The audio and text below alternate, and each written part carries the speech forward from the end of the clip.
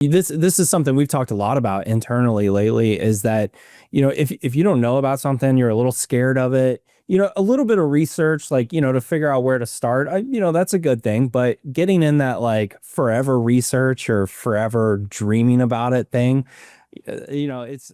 Hello, you're listening to Ready, Set, Go Real Estate Investing Podcast, presented by Brandon Elliott.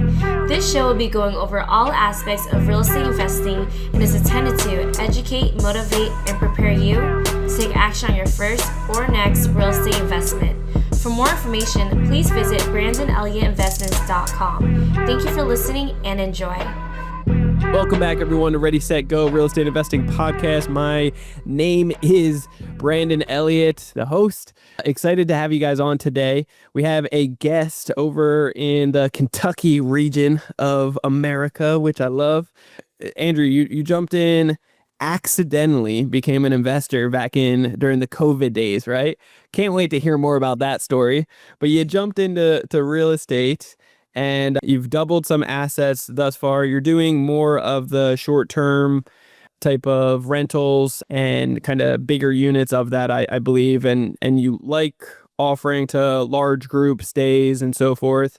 But you also have a cool background having an ice cream shop in the past, as well as a bakery in the past, like some cool stuff, man. So Yeah. for anybody out there that doesn't know who you are, where you're from, your background, your story, do you mind just giving that 30,000 foot view for me and the listeners? Yeah, no problem. Andrew from Louisville, Kentucky.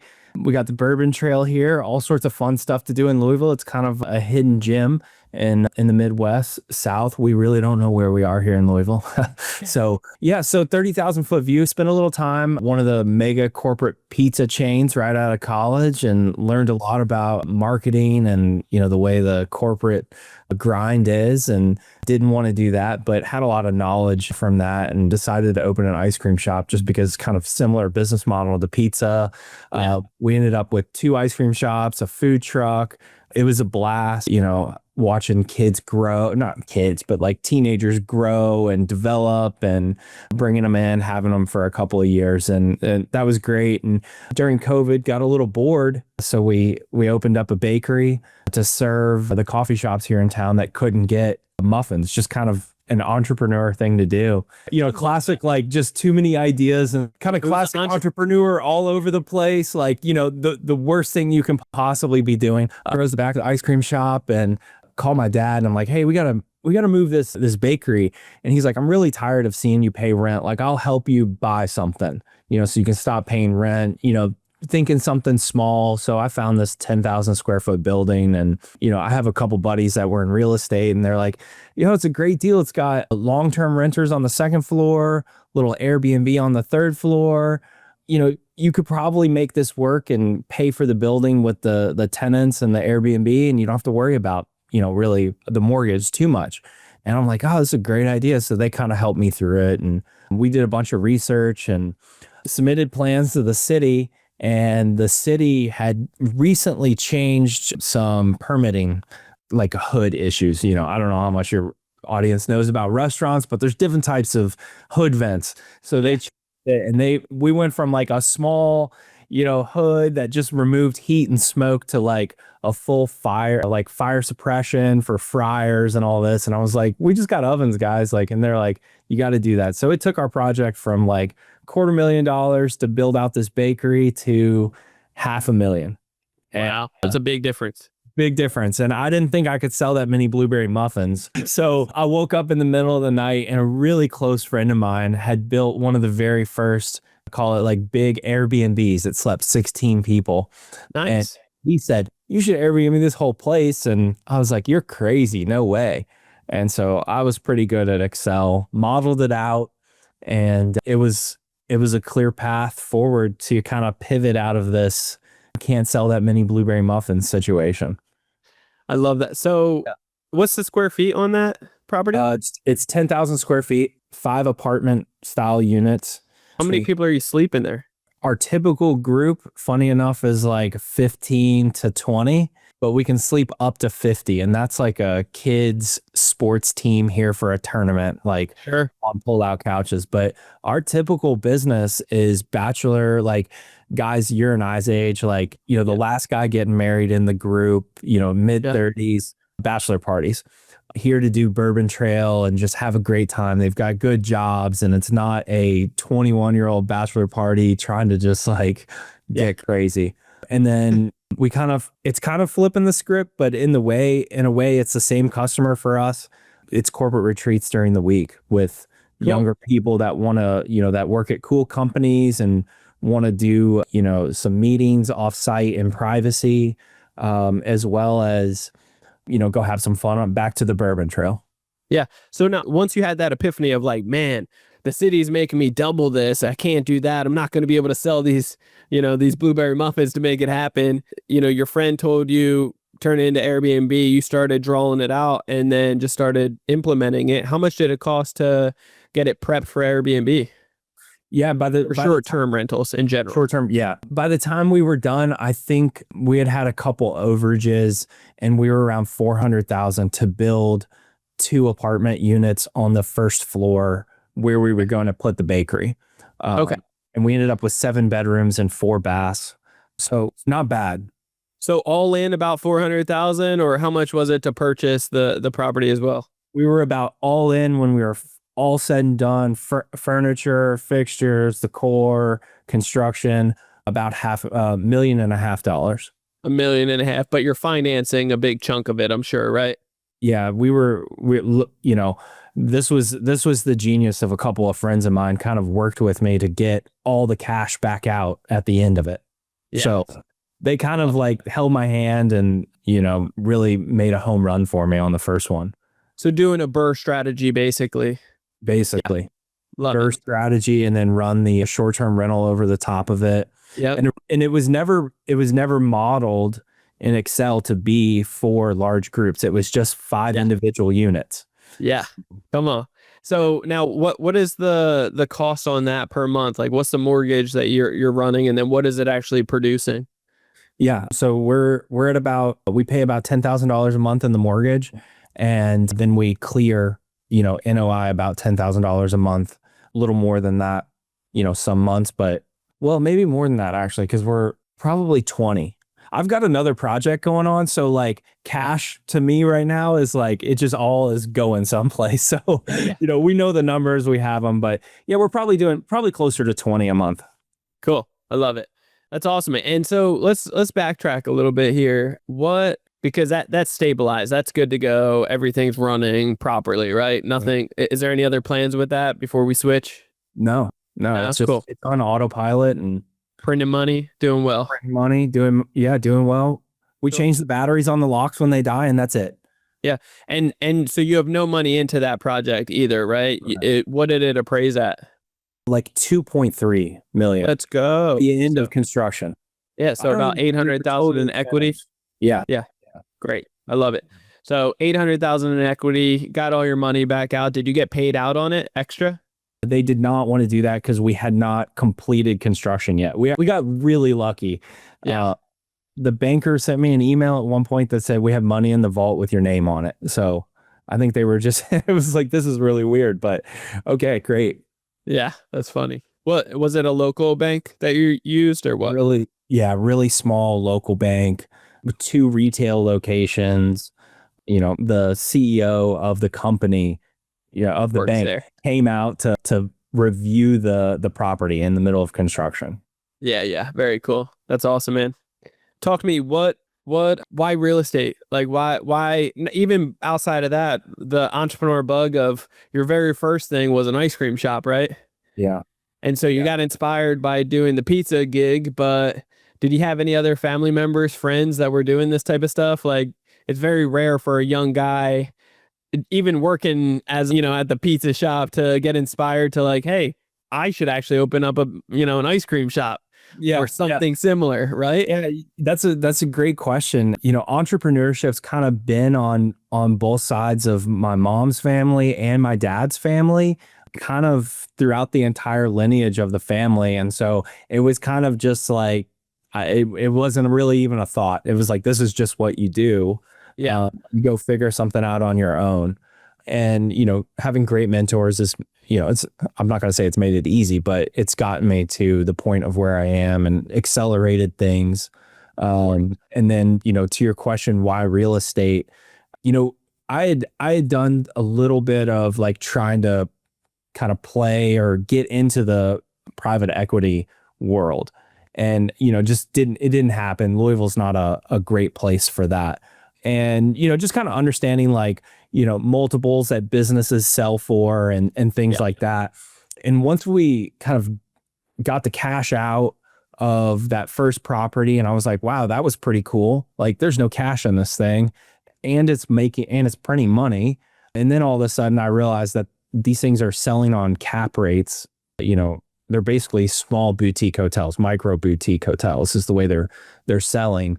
And I was like, well, a cap rate's, way better than an exit multiple in PE. And so you get to really run the business over top and exit on the real estate multiple instead of the PE multiple.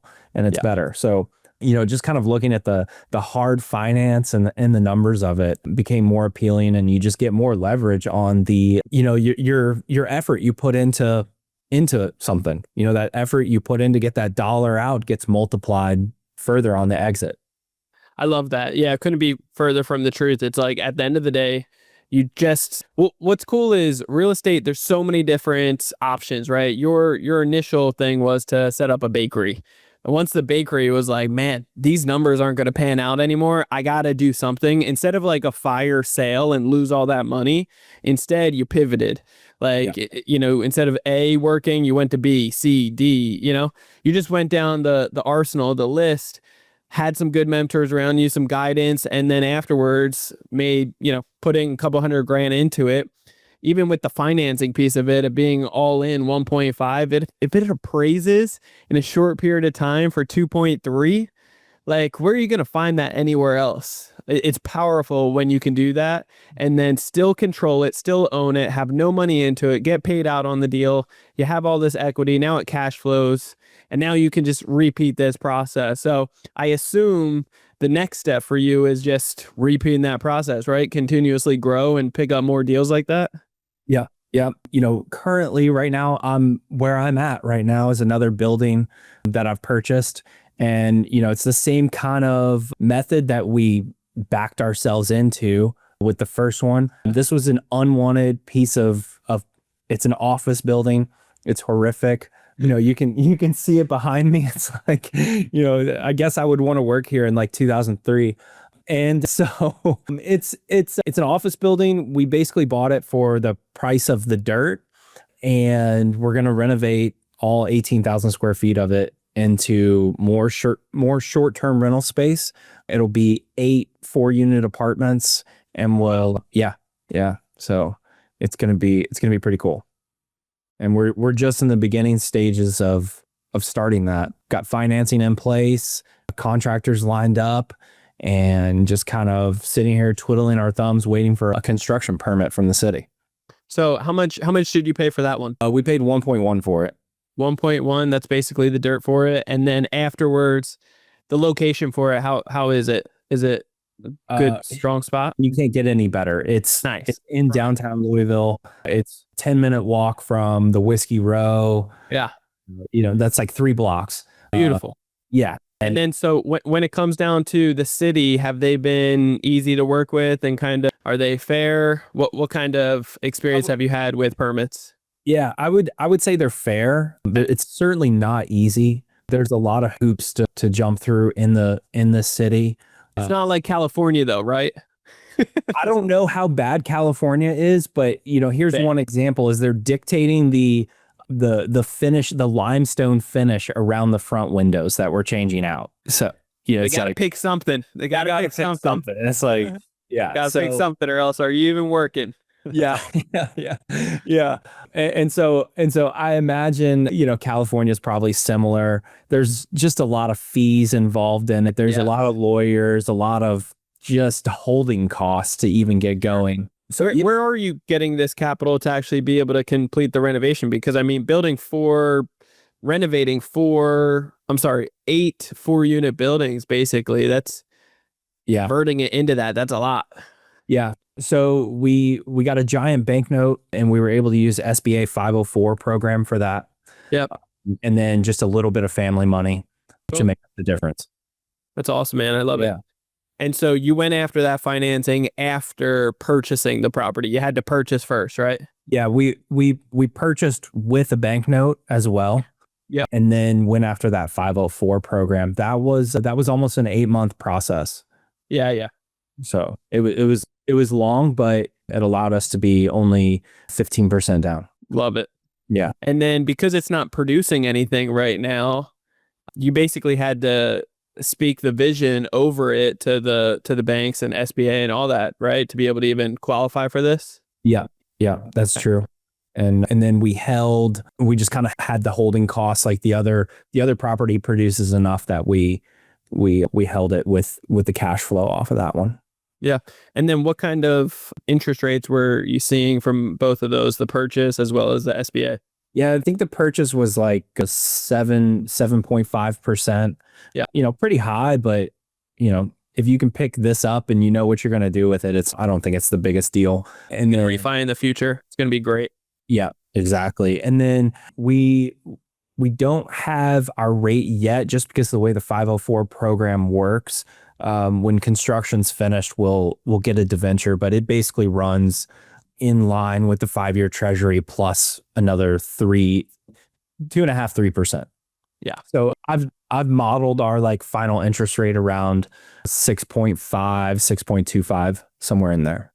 Okay. Cool, man. And then, so how much will the construction be? We'll probably go just over 4 million all in, plus the cost of the property. So again, a pretty slim deal, kind of scrappy, and I like to keep them that way. Yeah. Cool. So basically about 3 million just for the renovations, FF&E, those things. Yeah. Cool. Love it. Yeah. Well, what learning curves have you seen along the way, especially on the first one? Is this the second one, basically? This is the second one, basically. Yeah. Okay, cool. Yeah. So what learning curves on the first, or maybe even in this beginning step of this second one? Yeah. I think the biggest learning curve on the first one was just having so much on my plate, running 2 ice cream shops, the bakery. We were still running the food truck. And then I was like, at the time I was like crazy, like I can do anything kind of approach. And luckily that's gone at this point. That's been coached out of me. Been broken out of you. You're like, I can't do it anymore. Exactly. So, I was the general contractor on that job as well. So I had had great subs that I had just kind of met over the years of doing these ice cream shops as well. So that was just such a much bigger job. And, a couple of those guys, stuck with me. They probably should have been like, we're just done with this job. Like, you're a mess. But, a couple of those guys really kind of put their arm around me and was like, hey, you got to get this, and this fixed for us to be able to do our job efficiently. And, yes, that was a big learning curve. And I'm thankful for those guys. And just to make, kind of a point about loyalty, which I think is another big learning, not a learning curve, but, a big learning point. It shows itself very strong in moments like this, when it's like, it's new territory. You need some support with it. And because if you get cold shoulders or people that get, issues with you, it could definitely crumble things. Instead, they were loyal, they put out a helping hand and they educated you and coached you up on it, which is huge. Yeah. It's so big. And I made sure when we started this second project, I knew I wasn't going to be the general contractor again, but I went to those guys and I was like, hey, I trust you. And I know you guys know the best general contractors and the worst in town. Find me somebody that can help with this project that you like working with as well. Because I want to make sure that you're on this project. I don't want to go find another GC that's not going to use you. That's good. There's 2 or 3 of those guys, and they're like maybe 10 or 15% more expensive, but I think, there's pay for peace of mind sometimes, Yeah. Peace of mind, and also just proficiency and less time and holding costs. Like, that stuff adds up. So if you can get peace of mind and just clarity and good quality work done, everybody's happy, then come on. Yeah. Doesn't get Yeah. better. Yeah. I Exactly. love it. Well, this is exciting, man. I know this is just the beginning, but it's like this is powerful stuff. How long do you think until you receive your permits right now for this second one? And then how long do you think construction will be until you can refi? Yeah, I think we're imminently, going to get the permit within the next, 14 days, Cool. hopefully. Yeah. Yep. And then, Nice. we've modeled out a year to complete the project, but internally with the subs and the general contractor, we're pushing for 7 to 8, to really do that. And then we're running, kind of weekly meetings with those guys. Like, is the labor lined up? Is the material lined up? Is all this, ready for the next step? Running those meetings to really make sure it gets done. I love that. Yeah, that's very smart. Cool, man. Well, this is exciting. Your future is bright as hell with this. It's huge, what you're doing. And I just love that entrepreneur spirit. I think that's one of the biggest things that I'm taking away here is like, your parents raised you well to like just have that entrepreneur bug in you, like no fear, you can conquer it all. Obviously, at young getting into it, you definitely start feeling a little bit, but feeling the pushback a little bit, but at the same time, dude, doing so many things. And so, and a lot of learning throughout the process. So something to be super proud of. I appreciate that. Tell me, like, what would anybody that hasn't taken action or kind of raised that same similar way, if they're just the opposite of that, fearful, or like, like they don't think the way that you and I do, what would you say to that individual? I think that this is something we've talked a lot about internally lately is that, if you don't know about something, you're a little scared of it, a little bit of research, like, to figure out where to start, that's a good thing. But getting in that like forever research or forever dreaming about it thing, it doesn't lead to anything. And it's just kind of, I would call it stressful. But, if the best thing about taking action is it produces data points. And, you can work with data points, like, oh, this worked or this doesn't. Even if you had 3, 10, 20, that didn't work. At least, those 20 things don't work and you don't have to try them again, but you can keep trying new things. And, eventually you'll get that flywheel going. And I think that I don't know how much your audience reads business books. I know this is a real estate podcast, but, Jim Collins has that book, Good to Great, and he talks about the flywheel effect. And, that's such a big one for me is, that flywheel, getting it going, keeping it going. And, flywheels are heavy, so they're hard to get going. Yeah. But once they're going, they're a rocket ship. Dude, I love that. You said something there that, stood out to me. When you're overthinking it, you're just sitting in fear and it doesn't feel good. Like you're really dwelling in that when you really don't need to. If you just get into that actionable step, you're kind of riding a roller coaster. Like, yeah, there's definitely seasons that I'm feeling the same fear as you are, right? Yeah. But at the same time, then you keep going through the roller coaster, and then you get the confirmation, you get the data points that you mentioned, like you're getting the excitement of like, wow, that worked, or this works, or it's as planned. And then you run into the, oh shit moment. Like we ran into something. And I think, to take your point a little further, I think when you do mess up and there's people around you, I think they're pretty accepting of the failure and the mess up if they see, the action being taken. Yep. It's genuine. It's genuine. People want to help you out and serve you. Yeah. So there's more greater of good if you just keep going through the process, taking action, massive action, failing forward versus dwelling in something that may not even come to fruition. And instead you're just, over complicating it and procrastinating. So I love that, man. As we wrap this up, what does the future look like for you after this project? Are you thinking that far ahead? Yeah, we are. After this project, we'll be looking for another one to do. Maybe the short-term rental space, maybe not. Kind of this hospitality thing. So we'll see, there's a number of factors. Yep. And and we'll see what's happening, and how fundraising's going, and Yeah. all the different interest rates, and on and on and on. So there will be something. I love that. I love that. Well, shoot, man, if you're ever in the neck of the woods for San Diego, hit me up. Come on over. I will. And we'll show you the construction over here, which is wild. But well, likewise, and if you're ever in Louisville or in the Midwest, come on over, and I don't know if you drink. I don't drink, but the bourbon tours are still cool for guys that don't drink, just to see the process. And if you are into it, the tastings are amazing, and we can do that. We'll show you some Southern hospitality. Let's go. I love that. I appreciate it, man. Guys, actually, Andrew, what is the best way to be able to have the audience connect with you? Yeah, check me out on my website, andrewllewellyn.com, or on socials at I am Andrew Llewellyn. Let's go. Awesome. Guys, you're going to want to reach out to Andrew. He's a wealth of knowledge. He's rocking and rolling. He's taking action and doubling assets. So it's pretty powerful stuff, and just going to be more excited and grateful for his mindset and jumping on here today. So reach out to him, network with him as well, and see what he's up to. He's definitely got a bright future in this, and it's just the beginning, which is cool. So if you guys want to get a hold of me, you can always do so on Instagram. It's Brandon Elliott Investments. Otherwise, check out our business page on Instagram. It's Credit Counsel Elite.